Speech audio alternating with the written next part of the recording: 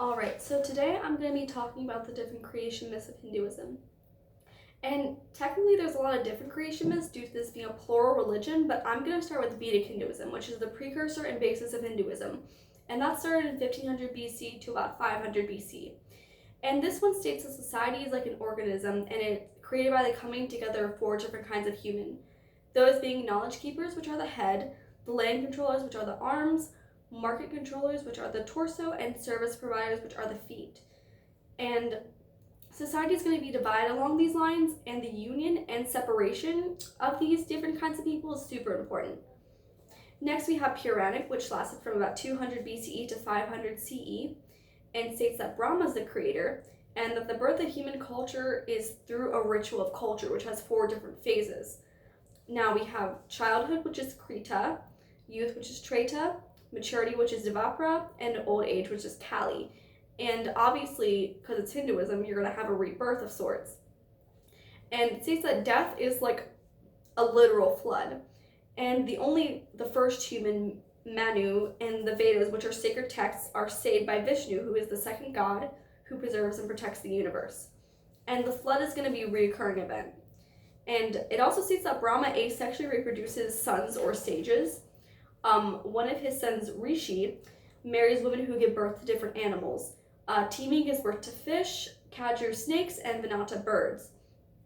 And Brahma and other male forms are metaphors for the mind in matter, the matter being women, in order to create life.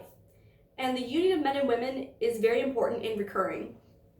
For example, the third god Shiva can't create the world without Shakti, who is the goddess of power and energy, the world being nature.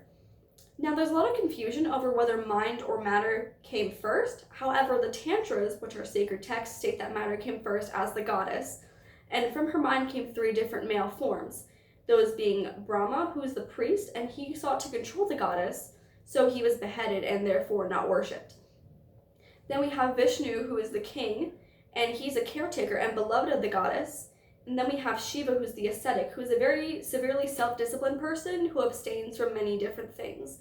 And he sought to reject the goddess, but was enchanted and turned to her husband. Next, we have the Puranas, which are also religious texts, and they state that the mind came first.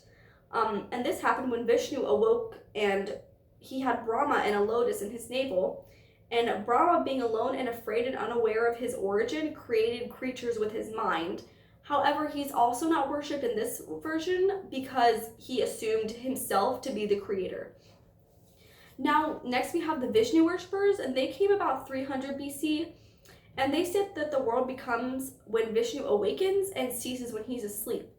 And he supposedly brought the world from the bottom of the sea, and this allowed the goddess Lakshmi, who is the goddess of wealth, fortune, power, luxury, beauty, fertility, and auspiciousness, to come forth from an ocean of milk.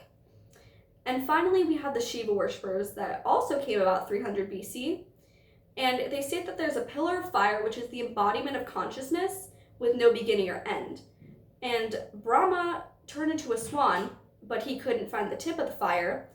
So Vishnu turned into a boar to try to find the base of the fire, which he also could not do. And Shiva is going to be the infinite origin of all finite forms of life and from which they take shape. And yeah, those are the different creation myths of Hinduism.